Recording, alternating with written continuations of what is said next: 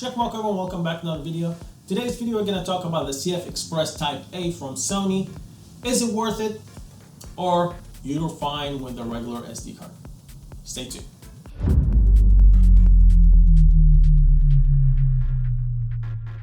So the Sony Tough CFexpress A, it goes for $300 for 160 gigabyte.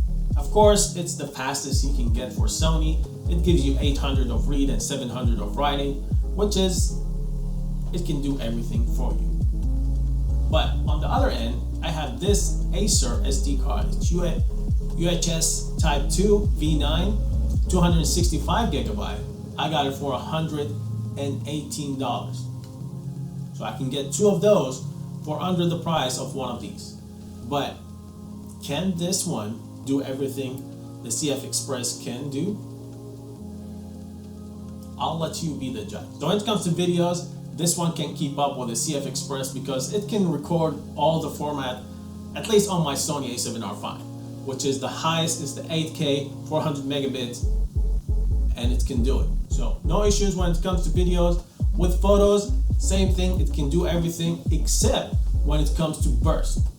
So if you're shooting a lot of burst, if you're shooting wildlife, animals, birds, if you're shooting sports and you shoot a lot of burst, you're definitely gonna need to buy one of those.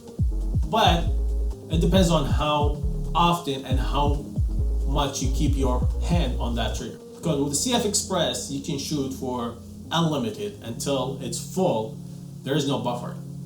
When it comes to the UHS Type II V9, which is, it gives you 300 of reading and writing, which is, it's not bad, but this one can let you shoot only 100 until it starts buffering, and once you release from the button, it starts to have like about 36, 37 photos that has still been written to the SD card. I mean, you can still shoot, but it's gonna be a lot slower. But I mean, once the 35 goes half the way or to the 20s, you can start shooting again until you still have that buffer. I'll show you the experiment. You'll be the judge. Let me know what you think in the comments, and let me know if I missed something.